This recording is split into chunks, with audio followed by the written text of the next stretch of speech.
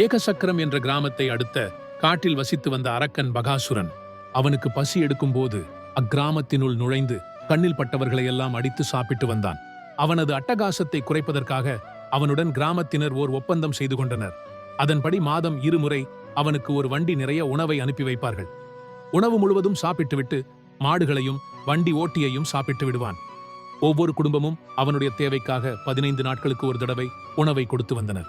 குந்தியும் பாண்டவர்களும் தங்கியிருந்த அரக்கு மாளிகை எரிந்த பிறகு தப்பி பிழைத்து பஞ்சத்தில் அடிபட்ட பிராமணர்கள் போல வேடமிட்டு ஏகசக்கரம் கிராமத்தை வந்தடைந்தனர். ஏகசக்கரம் கிராமத்தில் குந்திக்கும் பாண்டவர்களுக்கும் தங்குவதற்காக ஓர் இளம் பிராமணன் உதவி செய்தான். ஒரு நாள் இரவு அந்த இளம் பிராமணரின் மனைவி, அந்த அரக்கனுக்கு உணவு தருவது இம்முறை நமது முறை. நீங்கள் போய்விட்டால் நான் விதவையாகி நம் மகளுக்கு எந்த உதவியும் ஆதரவும் இல்லாமல் தன்னந்தனியாக விடப்படுவோமே என்று அழுதாள். தனக்கு உதவி செய்த பிராமணருக்கு துன்பம் என்று உணர்ந்த குந்தி பிராமணரை அழைத்து விசாரித்தாள். அரக்கன் செய்த கொடுமையும் ஏற்பட்ட ஒப்பந்தத்தையும் கூறினான். பயப்படாதீர்கள், வீட்டில் தங்க எங்களுக்கு இடம் கொடுத்திருக்கிறீர்கள். குறைந்தபட்சம் நாங்கள் செய்யக்கூடியது உங்களை காப்பதுதான். தங்களுக்கு பதிலாக என் பிள்ளைகளில் ஒருவன் இன்று அரக்கனிடம் போகட்டும் என்று அவர்களிடம் குந்தி கூறினாள். ஆனால் நீங்கள் எங்கள் விருந்தாளிகள் என்று கூறி அதை ஏற்க மறுத்தார்கள். குந்தி தீர்மானமாக பீமனை உணவு வண்டியை ஓட்டிக்கொண்டு போகும்படி சொன்னாள்.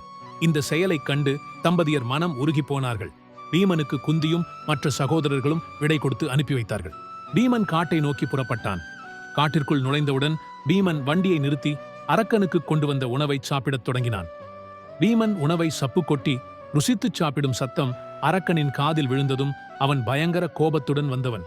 உணவு வண்டியை பார்த்ததும் பீமன் என்ன செய்து கொண்டிருக்கிறான் என்பது புரிந்துவிட்டது. உடனே பீமனை தாக்கத் தொடங்கினான். பீமன் அரக்கனின் கழுத்தை ஒரு கையால் பிடித்து அவனை தூக்கி வண்டியோடு சேர்த்து கீழே தள்ளி அமுக்கி பிடித்துக்கொண்டே இன்னொரு கையால் உணவை அள்ளி உண்ணத் தொடங்கி உணவு முழுவதையும் திருப்தியுடன் உண்டு முடித்தான். பிறகு இருவரும் 2 மலைகள் மோதிக்கொண்டது போல் மோதிக்கொண்டார்கள்.